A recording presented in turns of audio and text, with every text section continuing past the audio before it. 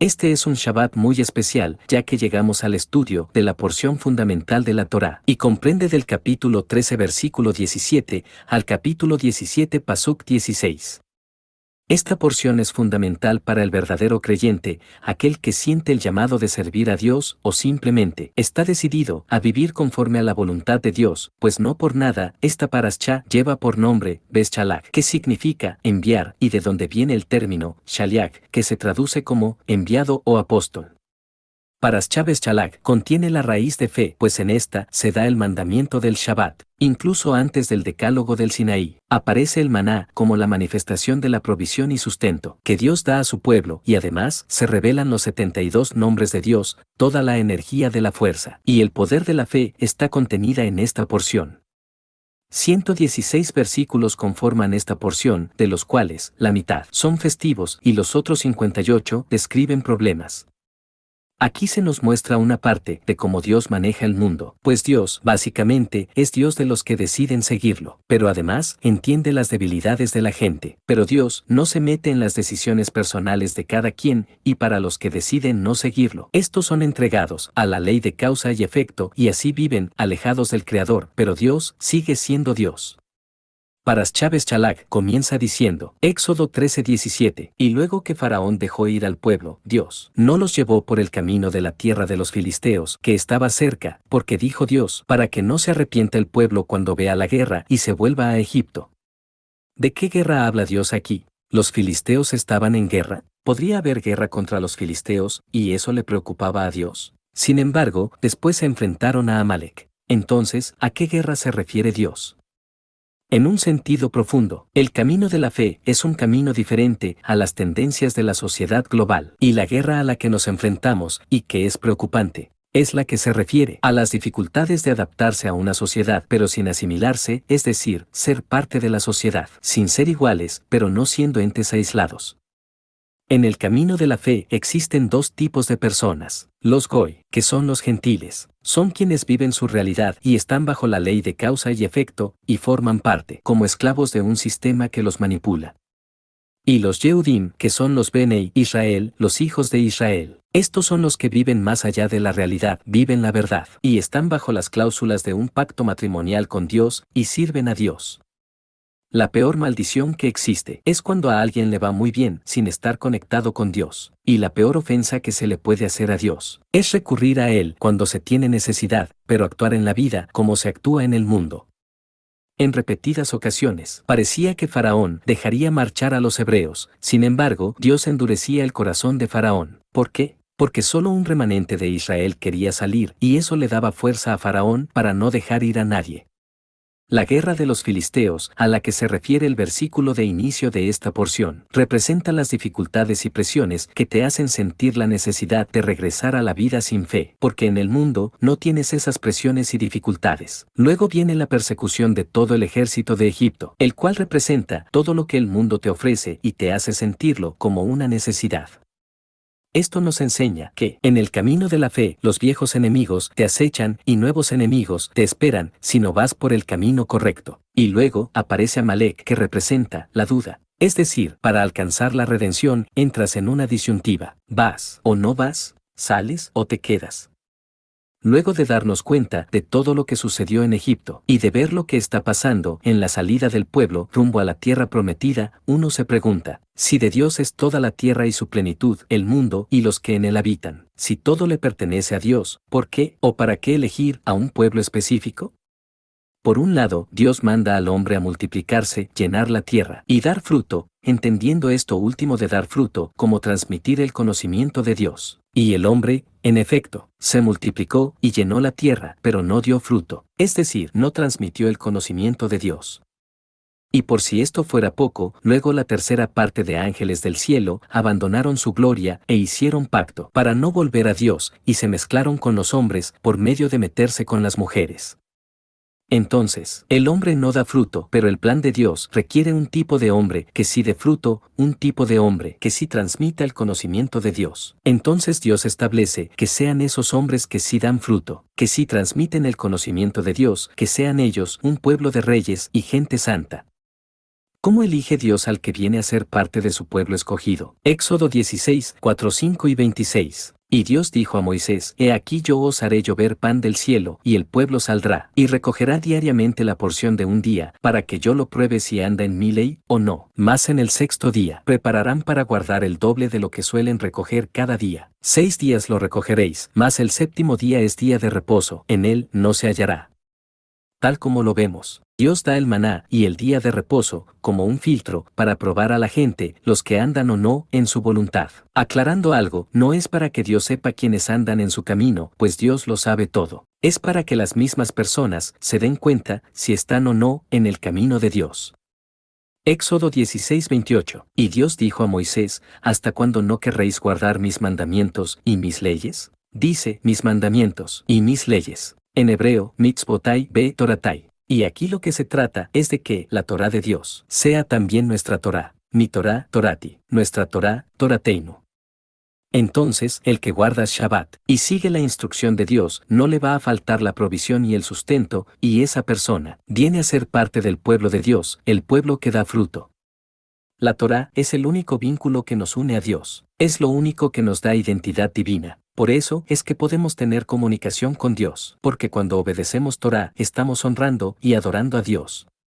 Paras Chávez Chalak nos narra también la partición del Mar Rojo en la parte conocida como el área de los juncos, y es ahí donde se nos revelan los 72 nombres de Dios. Hasta antes de estos acontecimientos, los hebreos solamente habían sido espectadores de las señales, prodigios y maravillas con las cuales Dios golpeó a Egipto para liberar a los hijos de Israel, pero ahora ellos eran los protagonistas directos.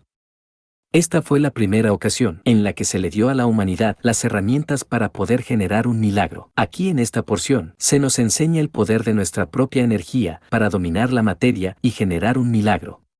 Después de cruzar en seco por en medio del mar, los hebreos entonaron un canto y la Biblia describe esto con la palabra as, que es la palabra hebrea 227 del diccionario Strong y que se trata de un adverbio demostrativo que se traduce como entonces, luego, desde. Por lo tanto, se escribe con las letras Aleph y Sayin. La letra Aleph representa la autoridad de Dios y la Sayin tiene el valor numérico de 7 que representa la perfección. Por lo tanto, esta palabra nos remite a la perfecta manifestación de Dios en nuestras vidas. Lo que nos invita siempre a ver la luz de Dios por encima de lo que nos ocurre, ese es el motivo por el cual el pueblo cantó en ese momento. A partir de esto, el pueblo entraría en un estado de conciencia llamado certeza. Ese es el nivel de conciencia que nos permite convivir plenamente con Dios, pues la certeza es lo que nos adhiere al mundo infinito. El Mesías lo explica de esta manera. Juan 15, 5 al 7. Yo soy la vid, vosotros los pámpanos, el que permanece en mí, y yo en él. Este lleva mucho fruto, porque separados de mí, nada podéis hacer. El que en mí no permanece, será echado fuera como pámpano, y se secará, y los recogen, y los echan en el fuego, y arden. Si permanecéis en mí, y mis palabras permanecen en vosotros, pedid todo lo que queréis, y os será hecho. La certeza en Dios es lo que nos permite superar el sufrimiento. La apertura del Mar Rojo nos hace comprender que solo hay una única fuente de protección y bendición, que es Dios y solamente Dios. En Shabbat Beschalach podemos conectarnos con la esencia de la certeza y ese debe de ser nuestro primer trabajo espiritual. Al despertar cada mañana, llenarnos de la esencia de la certeza para así conectarnos con Dios y convivir con Él todo el día. Cada día es como el Mar Rojo frente a nosotros. Por eso el Mesías dice, Mateo 6, 31 al 34, no os afanéis, pues, diciendo, ¿qué comeremos, o qué beberemos, o qué vestiremos? Porque los gentiles buscan todas estas cosas, pero vuestro Padre Celestial sabe que tenéis necesidad de todas estas cosas. Mas buscad primeramente el reino de Dios y su justicia, y todas estas cosas os serán añadidas. Así que, no os afanéis por el día de mañana, porque el día de mañana traerá su afán. Basta a cada día su propio mal. Esto es porque la apertura del mar se da al anochecer y la salvación al amanecer. Coincide con que, bíblicamente, el día comienza a la puesta del sol. Ahora podemos comprender por qué Dios le indica a Moisés, dile al pueblo que avance.